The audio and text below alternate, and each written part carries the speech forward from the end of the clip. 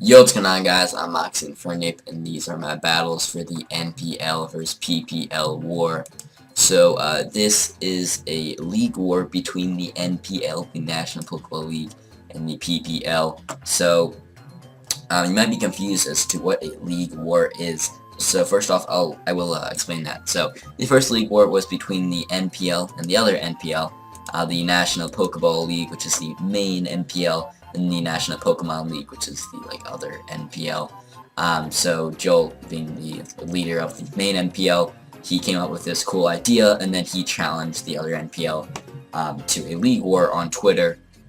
So how this league war thing works is each league gets, I think, 15 members. There are 15 in this current, or in this war. I think there are 15 in the first war as well. Each league gets 15 coaches, so they'll have 15 teams, and then they're each going to be assigned a number, and then so the people with the same so everyone's going to match up against one person, and then you're going to have two teams battling each other so one NPL versus the other NPL. Each league has one person for each matchup where they're battling each other, essentially. So there's a draft. There are two separate drafts, actually. So each league has their own draft. So it was really interesting. So you are drafting with your own league. So you're trying to help each other. So I think during the main part of it, people were just drafting, just getting mods. Then afterwards, people were helping each other out, being like, all right, I think this mon would be better on this team, this mon would be better on this team, and just a bunch of really cool stuff that showed people just being nice. And it was really cool just how this whole this league war aspect of teamwork of teamwork really comes together, and it was really cool to see that. So in the first war between the two NPLs, the National Pokeball League, the main NPL, they won pretty easily. So since there are 15 coaches, so there are 15 sets, which are in a best of 3. And each team drafts 7 Pokemon, and then you'll bring 6, obviously. So each set is a best of 3, so you have to win 2 out of the 3 games, or 2 out of the possibly 3 games. If you win the first 2, you don't have to play the third. The main NPL, the National Pokeball League, won that first war pretty handily. And I wasn't really a part of it, or really friends with. I was sort of friends with people, but I wasn't really in the chat. So I wasn't really too involved in that war. But in this war between the NPL and the PPL, I was kind of involved in it. I was a backup at first, because Jolt told me, that. So we have all the spots filled, but I was there as a backup in case anyone needed to drop out, and I could fill in and take their spot. So it was cool. I was like, all right, cool. And then I helped some people with their drafts, and it was cool. It was dank. So. We need 8 series wins to win this whole league war, because there are 15 coaches on each side. So we need to win above half that, which would be 8. So once either we or the PPL gets 8 wins, then the war is over. So Dallas was battling I think Jack, the Don Fanatic. Let me double check on that. Yeah, Dallas was battling Jack. So they had game 1. And essentially, Dallas got pretty hacked out. Not hacked out on multiple turns. Really, there's just one big turn. So essentially, Dallas had his Garchomp up against. Yeah, he had his Yachi Berry Garchomp up against Jack's against Jack's Scarfed Nidoking. So he went for Ice Beam against the Garchomp, and he got a crit against the Chomper, which then killed it. If he did not get the crit, he would have lived and then been able to knock it out with Earthquake. So then, because Dallas lost that there, then he wasn't able to win the battle, and he would have won it otherwise if Jack did not get that big that big crit. Dallas would have won otherwise. So Dallas lost game 1. He was pretty upset, which I understand because hacks is frustrating. But then I was asked by Jolt to fill in for game 2 and then possibly game 3. So I'm like, all right, you know what? Cool, let's do this. We gotta save this. So we gotta win this series. This is a big one. So I think going into this series, the NPL was up, I want to say 5-3. So even though we had a lead, this is still a pretty big series, because if I win this, then we're up 6-3, win a good position, because we also have, I think at the time, Jolt was up 1-0 in his series, and Trev was up 1-0, and I think Maddie was tied 1-1, And then I think Razor is also at 1-0, so we did a decent amount of series where we were one game away of winning. So that was good for us. But if we win the series, then we'll be up 6-3, which is pretty dope. We're in a very good position. But if we lose this, then we're up 5-4, and then we kind of give them like a chance to come back, which is not good. We want to just try to shut them down, be like, no, we're gonna win. Okay, cool, got it. So just to go the draft here. I think now I'll change from the face cam screen to the team builder screen for the first battle. So I'll probably do after I read off the draft, but just to go over Dallas's draft that I am inheriting, he has Megascissor, Tornadus T, Garchomp, Whimsicott, Politoed, Hitmontop, and Rotom Wash. So as I said, it's 7 Pokemon. Then I'm going up against Jack, or I was, but Jack is also getting someone to take over. He's getting, he's getting someone to take over his spot. So just to go over Jack's draft, which is really good.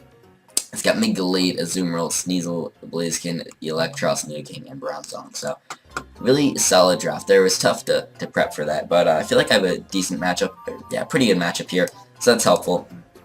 But yeah, so now I'm just going to briefly go to my team builder for the first part here. So let me get to that. So I think you'll just see it on the screen here. So in just a second. Alright, Megascissor here. This is the first mon for the team builder. So, as I said, there's 7 mons in this draft. Let me slide that over. No, other way. Bam. Okay. I actually probably shouldn't show that thing. Whatever. There's 7 mons in the draft, as I said. So I bring 6. So first slot we Megascissor. This is just max attack, almost max HP. And then I think this bit F was so I can live 2 HP fires from Bronzong, I believe. So we'd set up Bullet Punch, Sword Dance, Roost, U-turn. I thought about like a knockoff, but I don't really want to hit the Bronzong too hard because I want to set up on that thing. And unless he's like really offensive, which would be kind of weird. He could be, but unless he's offensive, then HP Fire will not 2 a KO, which is awesome. I can set up on that thing's face. Even though I can't hit too hard, I can still set up on it, which is cool. Next we have Whimsicott with, yes, this thing was just speedy. Enough speed, outspeed. I think it's Mega Galade.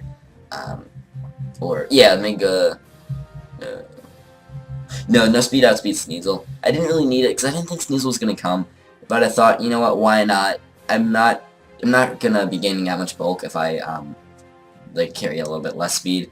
I figured, I might as well just carry enough speed, outspeed Sneasel, which is his fastest thing. So might as well. It just there's no real point getting that little bit of bulk, which would be like 20 more EVs to outspeed his next fastest mon. So this thing is just like a sort of offensive pivot as lefties, just to try to stealthy and leaf seed. It's nice. So yeah. Next we got our Torn T here with the Life Orb, so this thing can hit pretty hard. U-turn, knock off Hurricane, and Air Slash. This thing enough speed, outspeed. This is just to outspeed his Galade.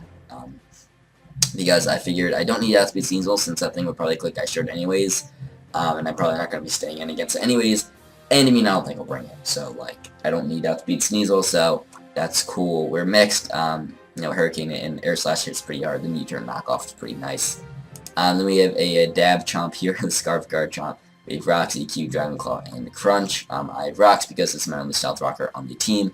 Which, I would have liked another Stealth Rocker, but outside of that, I do like this team. It's okay. I'm not a huge fan of, Megascissor, but I think it's pretty good. It was a pretty good draft. I was able to function with it, so that's a good thing there. But yeah, so just Earthquake, Dragon Claw, and Crunch was just good coverage for him. And then Adamant, max speed, or Adamant, almost max speed, enough speed, outspeed. I want to say Nidoking, which is the next fastest thing, I believe. But yeah, and then next we have an offensive Rotom with a Life Orb. So max speed, or almost max speed, I think same speed as Garchomp. I think. Because I can't go 296 because it's weird. But yeah, enough speed, outspeed, max speed, Tim and Nidoking. With Hydro Pump, T-Bolt, Sub, and Pain Split. This is so I can maybe sub against Electros or Bronzong, and then Pain Split, and then I can get some health back, and then they can lose some health, and that's pretty cool.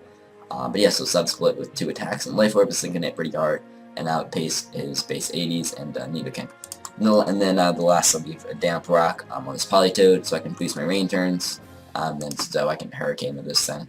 And also so HP Fires do less to Scizor.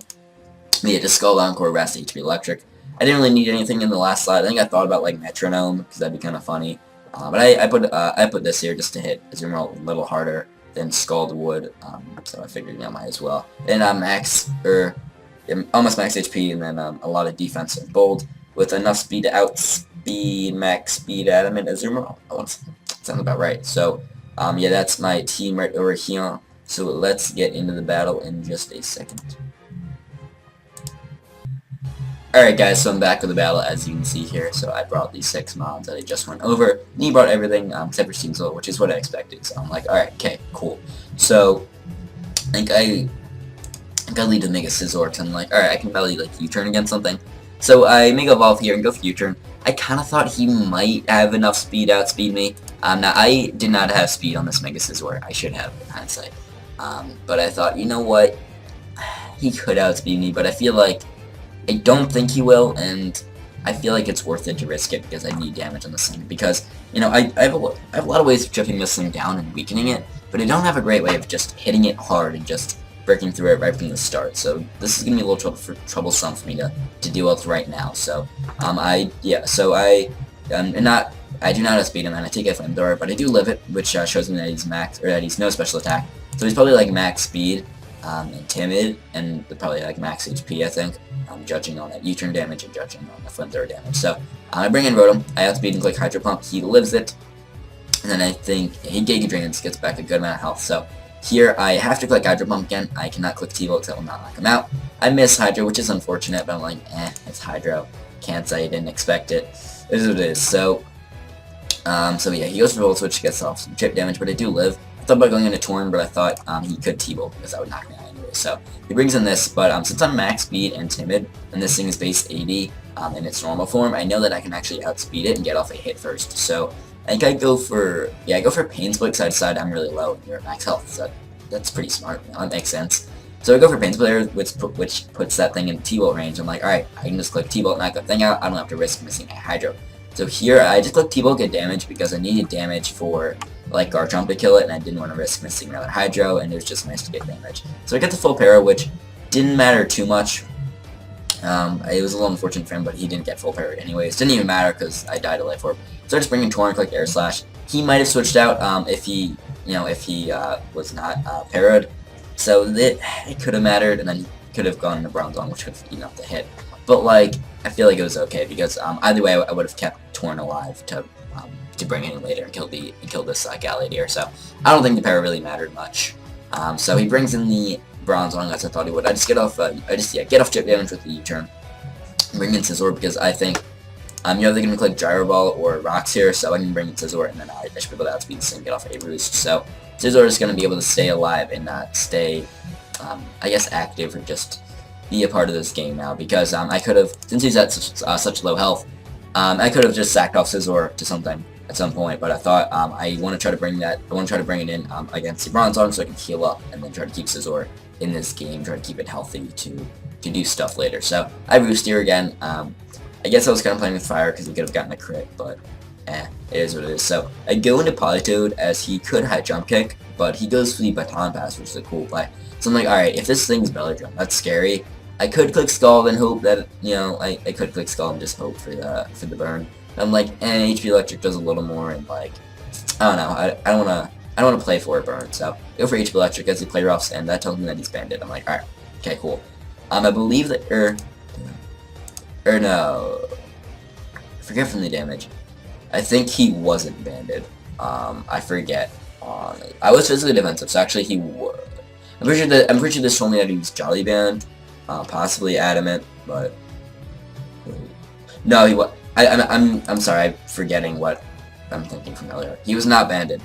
He was not. I just had to think. So sorry, but so I go into Whimsicott here thinking either gonna click Sludge Wave or T-Bolt. T-Bolt knocks me out. I don't think a Sludge Wave did. But based on this T-Bolt damage against my Whimsicott, I know that this thing is Life Orb, so it's not Shuka, it's not Scarf, it's Life Orb. Okay, cool. So so I went into this, by the way, because this is my most this is like the best amount of sack if I need to, and I thought he'd probably T-Bolt or maybe a Flamethrower, thinking Scizor could come in. So well, don't take a Flamethrower, but like if he T-Bolts or like Earth Powers, Scott can take that. So that's why I went to Whimsy there. Just want to clarify that. So yeah, I just sack this thing off because I thought he'd stay in, or yeah, I did that in case we went into this. I don't know exactly what I was thinking there, but I figured I didn't really have much to do in terms of attacking, so I just killed myself there. And I brought in this. I wanted to set up, but I thought, Blaziken's coming in. Now, this is where I would have liked to have like wing attack or something to hit Blaziken, but I don't. I thought about it, but in the end I was like, I don't know if it'd be that great. So I'm bringing Garchomp I bring in Garchomp, from that. So against his Blaziken. So I thought he's probably going to go into Bronzong. I want to click Crunch, but like if he stays in, that's really bad. I'll click Shelter Rock, that's a nice middle ground play. It's pretty safe. So here, I switch out because I'm locked in a rock, so I can't really stay in. I go into Torn because I can click Knockoff and just chip this thing down. As he misses a Toxic, which is unfortunate. So it didn't matter too much in the long run. It helped in terms of chip damage, but it is what it is. So yeah, he actually just keeps going for HP Fire, so that tells me he doesn't have Jar Ball, doesn't have Psychic, and that was really interesting. So we've seen Toxic, Rocks, and HP Fire, so I'm wondering what his last move is, but it's not Jar Ball, it's not Psychic, because he would have gone for that. So I'm like, alright, okay, cool, it's not doing that much damage to me. So I can just, knock him out there. I'm almost dead, but, I will not die to Rocks, because I'll be back at, like, I'll be back at 44% later, so that's cool. So I bring in Chomper thinking, alright, I can click EQ and possibly just win. But then now I was like, alright, damage calc, boop, do some things. So I look, and if he's max HP, I think it was like a 50% chance for me to kill with Earthquake or something like that. Maybe it's like 40% chance for me to kill. So I was like, I'll play it safe, try to get some chip damage on this. So yeah, I go into Scizor as I take the player off pretty well. He was not banned because he switches up moves here. This is a bit of a misplay. I don't know why I did not click Bullet Punch. I thought I'd outspeed, and I think I went for Roost here. Maybe I definitely just tried to heal up there. I should have clicked Bullet Punch just to get up damage because that's all I needed, because then Garchomp can just come in, click Earthquake 3 times and definitely win. But, that was, a bit of a choke, but, there's a but.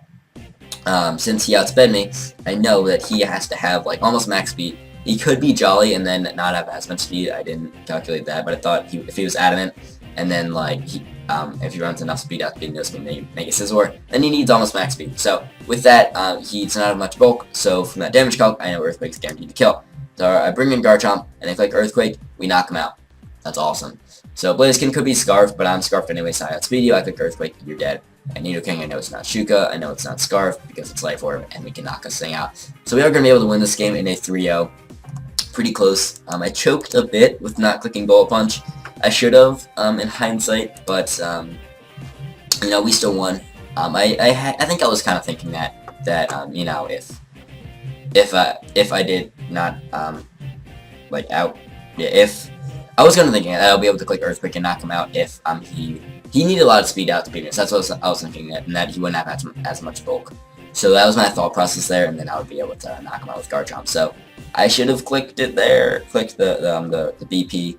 I didn't, but it all worked out. We won 3-0. So this does force the game 3, so that's pretty hype. So I think I'll go over my quick little team builder for game 3, and we'll see that in just a second.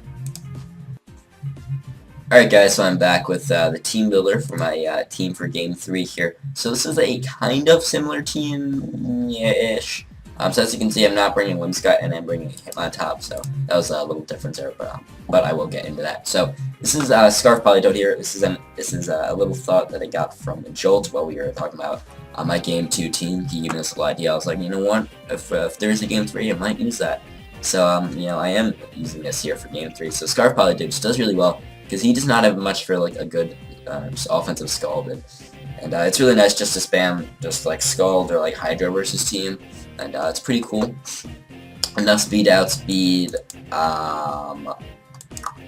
I think this was that when I'm Scarfed, I can outspeed his fastest Mon. I think that was what that speed is for. So I can still be modest, then hit pretty hard with my Scalds and Hydros. Then HP Grass for Zermo. No real purpose why I have that. There's no real reason why HP Grass. Because last game I had HP Electric. No real purpose for the change, but I did it anyways because I'm cool. Haze was for like Belladrum as we would then just get rid of that thing statue. It was pretty cool. So yeah. Next, we have Torrent T. This was a similar set. I did not. I have Skyplate now because I don't want to get chipped down with my Life Orb. Because that was annoying getting so chipped down with that. I have Skyplate now, which means I can hit pretty hard with my Air Slashes. Then I have Tailwind over Hurricane because Hurricane's bad and it misses. And Tailwind's nice if I can bring in like Hitmontop or Garchomp, and that's pretty cool. I think I'm running the same speed on this thing. And then, yeah, same EV spread. But yeah, so that's my Torn there. The next we have a Rotom Wash. Is a speedy but kind of bulky Rotom with Volt Switch, Hydro, Willow, and Pain Split. No HP helps with the Pain Split because since I have a lower HP stat, then I can get more health back, and my opponents will lose more health from Pain Split. So that's really nice. Then same speed, so I can outspeed Nidoking and Blaziken, and hit them with a Hydro, barring I don't miss. But hopefully we can hit our Hydros and Rotom can be good this game. Yeah, the next we have a Choice Banded Hitmontop. This is a fun set. It's a Close Combat, Mach Punch, Bullet Punch, and Return. So enough speed, outspeed, Jolly, max speed, Azu, that was probably it. Bullet Punch, nice for just chip damage and just to pick off some weakened mons, maybe like a Nidoking, maybe like Glade if that thing's low enough, maybe whatever else, yeah, I don't know if anything was low enough, or just to get some chip damage on it. I also had Mach Punch, in case I needed it for Blaziken. I had Earthquake, but I was really only for like Nidoking, and then Close Combat. Yeah, Close Combat does a good chunk of that anyways, I can get 2 KOs, so that's nice. This was I think my planned lead. This is my main way to hit that. I think like Bronzong, I can hit that thing really hard, or like Electros, I can hit that thing really hard, just get a lot of good damage on it. It does not OHKO, but I can get a lot of damage on it, which can help, because that thing will already be chipped down, and that can help with like Rotom or Torn to come in and knock that thing out, which is really nice. It's max attack and adamant, sinking it pretty hard actually. Next we have a Sub-Salic Garchomp. Earthquake and Crunch is really the only coverage I need. Dragon Claw is nice, but I don't really need it. It's Sub-SD. Enough speed, outspeed Nido again. I think this defense was set if I'm at 25% from all my subs, then I can live an Aqua Jet from a non-banded Azu. I believe that was what the defense is for there. That way I can, live and then knock out with an Earthquake. Or hopefully knock it out, if I have an SD booster, that thing's low enough. That's the plan there. Then, Mega Scizor is kind of similar. I have some speed in this thing. I can outspeed max speed Jolly Azu. And just it's more bulk, so I can take HP Fires a little better. But I'm still adamant because it's just my highest stat, and then just give me the best overall boost. And just, I have Wing Attack this time, so I can hit Blaziken on the switch in, and it's pretty nice and pretty cool. So let's get into the battle. Hopefully we can pick up a dub and make NPL proud, and get us in a better position to win this war. Let's do it. Alright guys, so I'm back with this Game 3 battle here, as you can see. So my plan was to lead with Hitmontop, because he would probably lead with this Electros here, so I just go for, I lead Hitmontop. As it leads Bronzong, I kind of thought that was an option here, so I thought he probably set up rocks, so I could probably click Close Combat, get off a lot of damage, and see how it is set. But I was like, he probably is Psychic now, and that do a lot. I don't think it OHKOs. It does a lot, but I don't think it OHKOs. So I bring in Scizor here, so I'm like, alright, he's not HP firing on the switch, so I make the nice little, so I go for Wing Attack here, thinking, alright, Blaziken's coming in. There's no real reason to stay in, and even if he does stay in, he's not doing a whole lot with HP fire. So I go for, so I go for that, only switch into Blaziken, and he switches into Blaziken. So I think based on this damage, he's like a bit of bulk, but like not too much. But this thing should still be in Bullet Punch range. He could switch out, but I click Bullet Punch, knock this thing out. So we're 3 turns in, and I already killed the Blaziken, which is awesome for my Mega Scizor. So I go into Rotom here, because I can't really hit that thing too hard with my Mega Scizor, as he makes a good play and clicks Full Switch. So he goes into this thing, I'm like, alright, that's not terrible. I click Willow, miss, thanks Rotom. He Calm On, so I'm like, oh, that's a little scary. But I land the Willow, thank you Rotom for being cool. Click Psychic, I'm like, yow, so that's a little scary, owie. But I can Pain Splitter, get back some health, and he loses a decent chunk, I get back a lot. So he goes for Psychic, I'm at a little bit higher of health. Now is where I click Full Switch, just get some chip damage off, and then bring in, I think, no, I didn't PolyJolt, because after the burn, he'll be in Hydro range, which is awesome. I feel like this is my best play because he could have clicked, I think I wanted to go into Scizor, but I thought he might make a good play on click the HP Fire. So I go into this thing thinking he might click HP Fire now. I didn't think so, but I thought just in case I'll go into PolyJolt, and I can still knock him out with a Hydro. Let's really pray I hit it, and I do. I get the crit. Did not matter. Did not matter, I swear. So I guess it mattered in terms of him knowing my set, but I even said in chat, crit didn't matter, so hopefully he knows that, it didn't. So he brings in this thing, not knowing I'm Scarf, so I click Hydro. It does a lot. He goes for Willow, so he doesn't even knock me out. So if I can hit another Hydro, I can knock this thing out. And so I just stay and go for Hydro. I hit another, which is wild, my dude. So it does almost half in the rain, which is pretty stellar. So I go into Scizors, I'm like, I can eat up a hit even in the rain.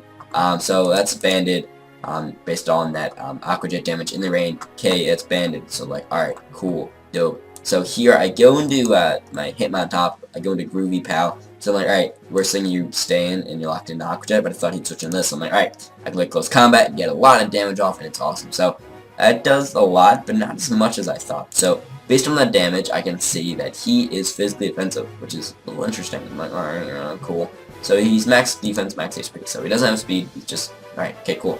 So I didn't upgrade switching, maybe Scizor, but he could have clicked Flamethrower, and anything knocked me out since I was at -1 Spit F and defense, so I just stay in and sack off the aim on top. So here I can bring in Chomper. So I kind of thought he might have been Shuka. I did not know if he was Life Orb based on that damage.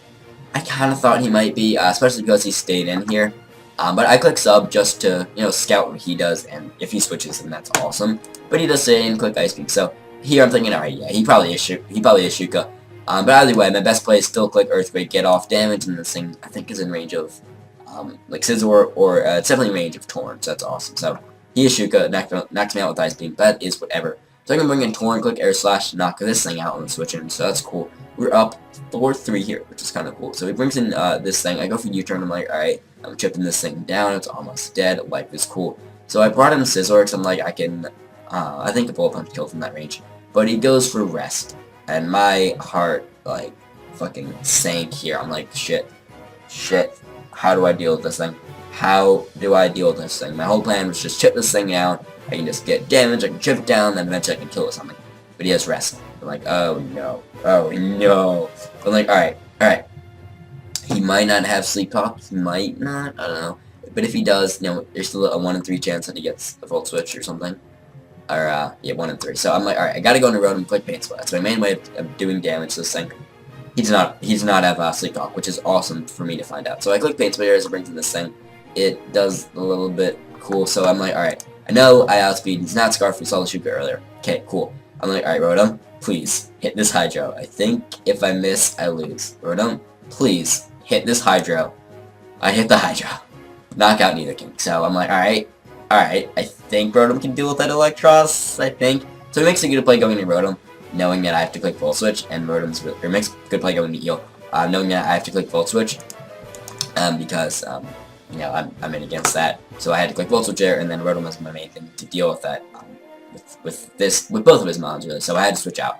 So we go into Politoed. I wasn't certain how this worked here, but I take Rocks, and then I take Burn, since it was still like the end of the turn since I switched in from a Volt Switch. So it wasn't like the same thing as like a dry switch after. So like he did still take the burn and died. I was hoping to do like a solid half with the Scald, and that'd be really nice, but I don't. But I will do more with my Hydros now, which is awesome. I do around 60%. I go for Pain Split. I'm almost at full health. He's at a little under half. Okay, yeah, so he still has his lefties. I go for Hydro, almost knocks him out. I think he just rests. He does. So I'm like, alright, okay. So I'm starting to run out of my Hydros here, which is a little scary. I think I have like 6 left at this point. So I go for Hydro, because like that's what I have to do. So here I kind of thought he'd switch back into the Eel, so I kind of wanted to not click Volt Switch, but I was like, I have to. I can't really do anything else. So he does Aqua Jet, get out some chip damage, but I can kill this thing with Volt Switch. So it is, okay, so I have 3 Pokemon left. He has the Eel. So it is Eel versus the World. So I bring in Torn. So I'm like, alright, I can knock off his lefties. That's helpful for Rotom. So I do that, and it's cool.